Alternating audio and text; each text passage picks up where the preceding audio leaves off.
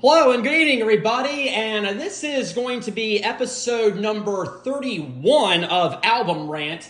And tonight, for the very first time, we are going to take a look at the band Dio, which is helmed by Ronnie James Dio. Get it?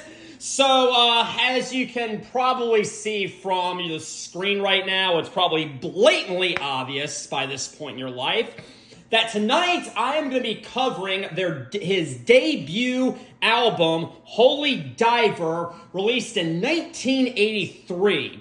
Now, I have talked about Dio before on this channel.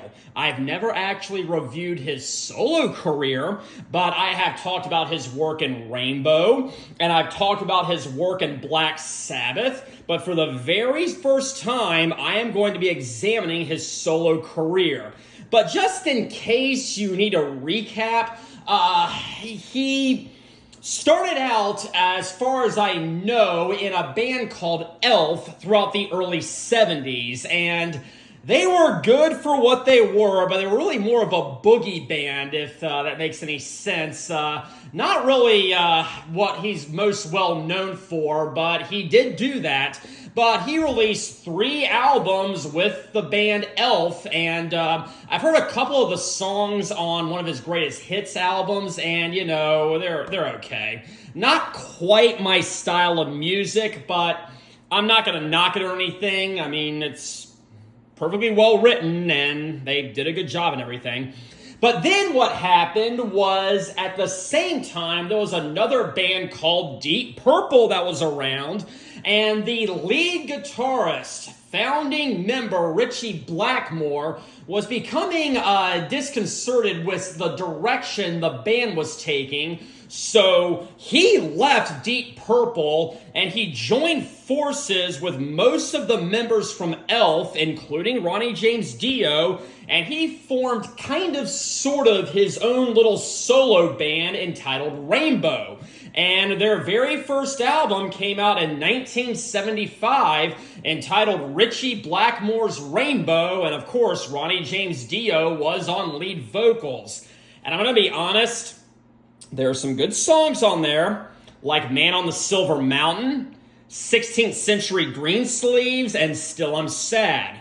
But I do not like that album as much as one may think I would. I mean, got some good stuff on it, but it's kind of flat in my opinion. But all that changed after the first album because Ritchie Blackmore fired every single member except for Dio, and then they released Rainbow Rising in 1976. And it was a total game changer. This thing was dark, and this thing had a very medieval feel to it. It very much had themes of dragons and wizards and dungeons and dragons, and it was absolutely incredible. I have not reviewed that album yet, but I fully intend to at some point in my life. And seemed like there was no stopping the band because in 1978, they released Long Live Rock and Roll, which was just as epic. Was it as good as Rainbow Rising? Maybe, maybe not. But if it's not first place, it's a definite second place. But anyways, after Long Live Rock and Roll, Ritchie Blackmore wanted to take the band in a different direction. He wanted to pursue a more commercial sound, more on the lines of Foreigner, which is a pretty odd change if you ask me, but whatever. But anyways, Ronnie James Dio just, for whatever, apparently just was not having it. So he left Rainbow, but he was in luck. Because at the very same time, there was another band called Black Sabbath that had just fired their lead vocalist, and so the position was open, and Ronnie got it. And he was with them for 2 studio albums, at least at the time, entitled Heaven and Hell and The Mob Rules. And boy, I love both of them. There were hits such as Neon Nights, Children of the Sea, Lady Evil, the title track Heaven and Hell, Wishing Well, Die Young, Walk Away, Lonely is the Word, Turn Up the Night, Voodoo, The Sign of the Southern Cross, E5150, The Mob Rules, Country Girl, Slipping Away, Falling Off the Edge of the World, and Over and Over. And like I said, I love both of those albums. And I have reviewed Heaven and Hell before, but I will definitely be hitting up the Mob Rules at some point in my life. And it seemed Black Sabbath was right on track. And the following year, they released their very first live album entitled Live Evil. Get it? Yeah. If you don't, figure it out. But around this time, tensions were starting to grow between Dio and lead guitarist and bass guitarist Tony Iommi and Geezer Butler, to the point where they actually accused, and I am not making this up, Ronnie James Dio of sneaking into the studio, tampering with the mix of the Live Evil album, turning up his vocals and turning down the guitar and bass guitar. From what I understand, that is complete and total nonsense, but if I'm wrong, please politely correct me in the comments section. But regardless, because of that, Dio was fired from Black Sabbath and replaced by Ian Gillan from Deep Purple, of all people. Yeah, we got a lot of these bands kind of overlapping with each other, but yeah.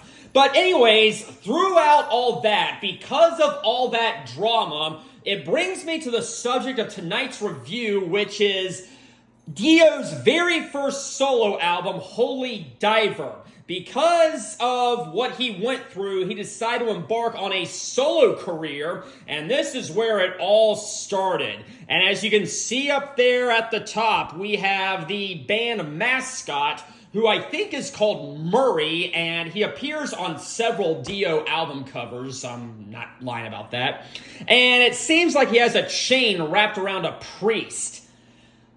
Again, correct me if I'm wrong, I might be mistaken here, but from what I understand, the purpose of this album cover, this cover art, apparently what he's saying is things are not always how they seem, not always what they appear as, so, you know, take that for what it's worth. But let's go ahead and see what we have here on the back, and I know I have a lineup right here, yes I do. We have Ronnie James Dio on lead vocals and the keyboards. We have the one and only Vinny Appice on the drums. He was on the Mob Rules. He was actually Bill Ward's replacement. And I guess when Ronnie left Black Sabbath, he kind of took Vinny with him, and okay. But Vinny has appeared on a lot of Dio releases. And he has appeared in Black Sabbath whenever Ronnie rejoined the band, so there's that. We have Jimmy Bain on the bass and the keyboards, and he was on Rainbow Rising. He was on that second Rainbow album with Ronnie, so there's that. But Jimmy Bain, may he rest in peace, he was on many Dio releases following this, so that's pretty amazing. And then we have Vivian Campbell, formerly of Sweet Savage, on lead guitar. And he would later be on Whitesnake, and then Def Leppard of all bands, and it wasn't any of Def Leppard's good albums, so that's kind of interesting, but you know, whatever. He did great work here, so let's go ahead and take a look at the track list, but before that, let's open this thing up and see what we have here. We have a lot of pictures of Ronnie and various other members, you know, performing on stage, and apparently, you know, this was, again, his debut solo effort. So, from what I understand, a lot of these pictures are from his Rainbow and Black Sabbath days, but, you know, either way, he rocked in Rainbow and Black Sabbath, and he rocks in his solo career, so that's awesome. But it all kicks off with Stand Up and Shout. And if ever a statement needed to be made, it is this. Stand Up and Shout assures the listener that Ronnie is back in full swing. Even though he was out of Rainbow, even though he was out of Black Sabbath, he is in full force and he is still here to rock. And I love Stand Up and Shout. Very, very fast. It's got kind of a different sound than his stuff in Black Sabbath, but still, it's pretty amazing. But Stand Up and Shout is about 3 minutes and change or so, and it's a fairly straightforward rocker, but I absolutely love it.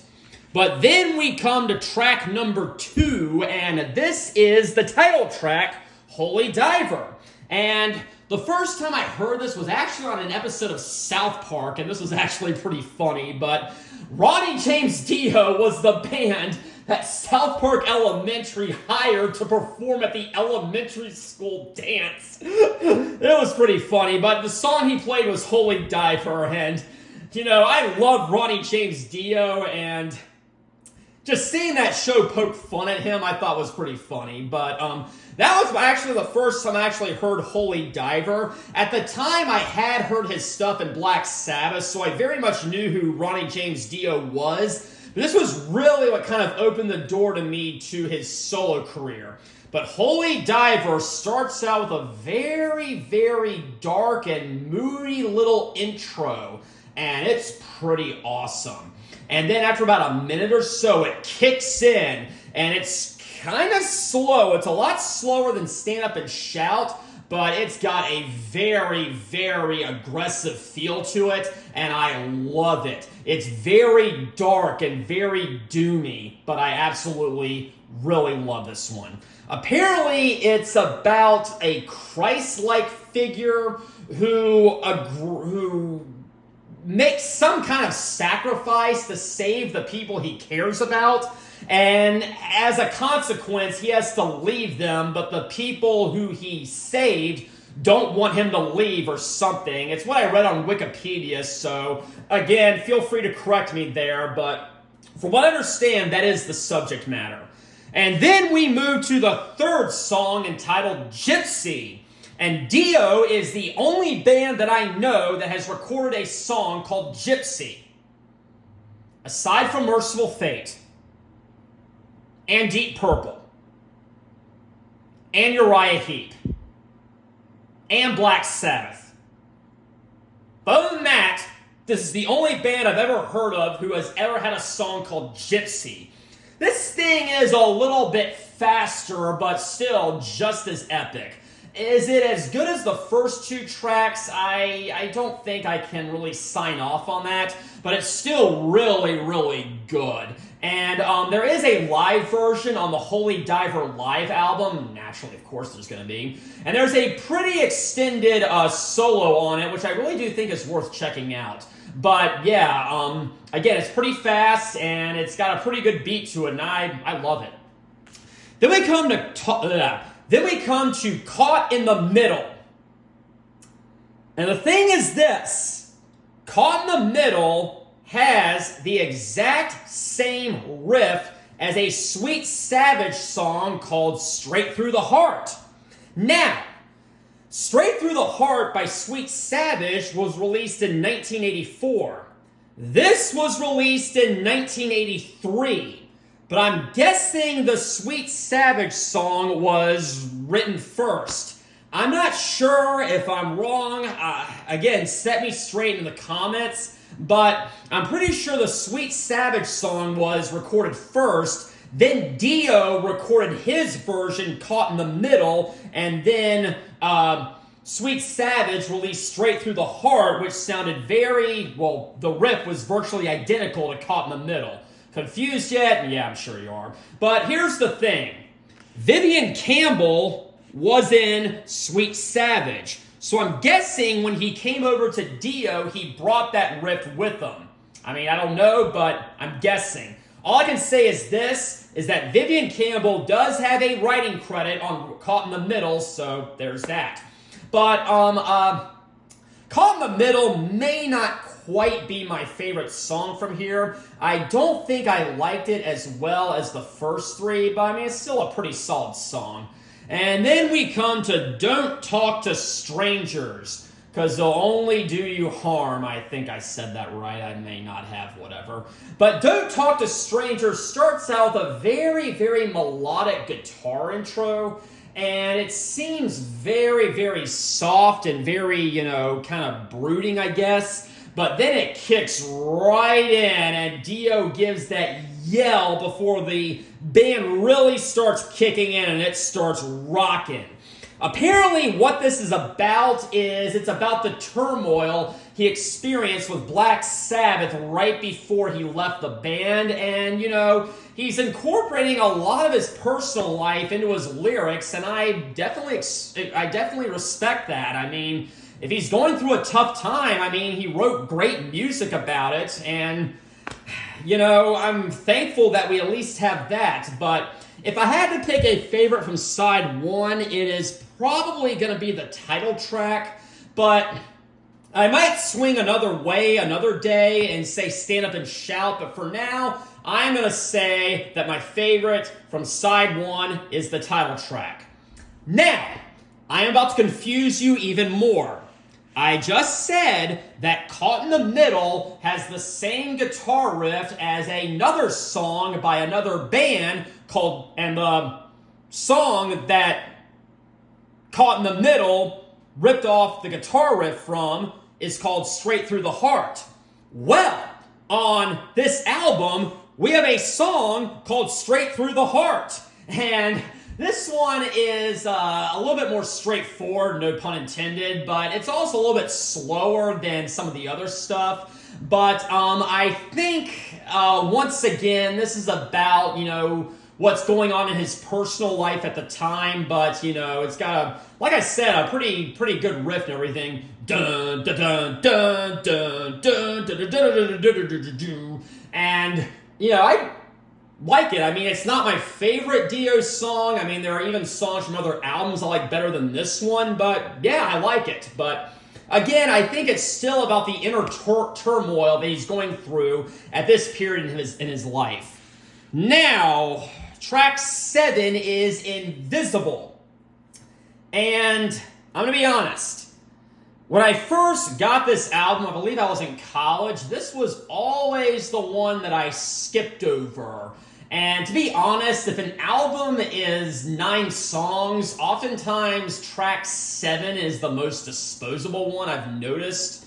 Maybe. But it's got a very, very soft intro. It sounds like, I don't know, but Dio sings during the intro, and he sounds kind of whiny on it, and I was like, okay, this is just going to be one of the obligatory sappy ballads that most albums have. I'm going to skip over this one, but when I finally actually listened to it the entire way, I realized that intro was not indicative of the rest of the song, because after that intro, which lasts maybe 45 seconds, a minute or so, it picks up, it starts kicking in, and it's pretty fast, and I actually really, really dig it. So, hats off to Invisible, but I let the first couple of seconds completely dictate my opinion on this song, and I don't think we should really do that. We should hear things the entire way through, but yeah, I do like Invisible. And then we come to the big hit from this album, Rainbow in the Dark. And I'm going to be honest, this probably is the band's attempt at trying to reach mainstream audiences. It's got a little keyboard beat going through it, and I could definitely see that being a turnoff for a lot of people. And to be honest, yeah, the keyboards in this song definitely are probably the weakest parts about it, but this is a very, very strong song. Again, it's all about, do you see a light at the end of the tunnel? Maybe you do. Maybe it's a rainbow in the dark, but you can't see a rainbow in the dark because there isn't any light. I know it seems kind of paradoxical, but it's very, very symbolic and very, very metaphorical, which I definitely respect. But I just gotta say, the beat to this is absolutely great. The rhythm to this is absolutely great. And for that, I really very much do respect Rainbow in the Dark. Then we come to the very final track. It is called Shame on the Night. And the thing is this. It starts out with a little howling sound from what I can tell. It sounds like something howling in the distance. And I am pretty sure, Wikipedia made no mention of this, but I am pretty sure that is the exact same sound that is heard before the song Hush by Deep Purple, who was led by Richie Blackmore, who also led Rainbow, that Dio was a member of. So, again, I don't know if that's some kind of reference to Deep Purple or a reflection on his past. I have no idea, but it's just something I noticed. But Shame on the Night is great. It is slower and it is darker, but it really, really rocks. It's one of the more doomy songs on this album, but I really, really, really love it. And again, the outro is awesome. It starts picking up, and it gets very, very loud and very, very aggressive, and it just fades out and fades out after that. And if I had to pick a favorite from side number 2, it's really a toss-up between Rainbow in the Dark and Shame on the Night.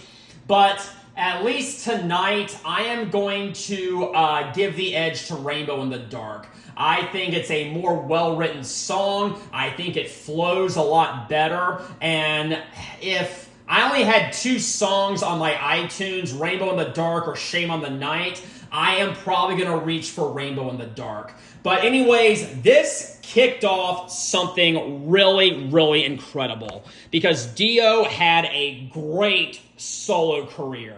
He continued the Dungeons and Dragons and magical and mystical themes from Black Sabbath and Rainbow, and he carried them forward. And he was completely in charge here. I mean, in Rainbow, Richie was clearly the star. In Black Sabbath, Tony and Geezer had pretty much established themselves, and he was basically the guy filling in Ozzy Osbourne's shoes. But here he is front and center. He has a name to establish, and boy, does he ever.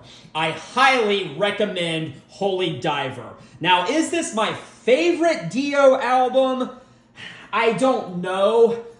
If I was including the stuff he did with Black Sabbath and Rainbow, the answer would be no. But out of his solo career, if it's not number 1, it is definitely in the top 3. And at some point, I will actually do a Dio album ranking.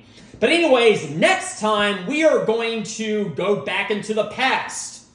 And in a way, we're also going to go into the future. But until then, have a very pleasant evening.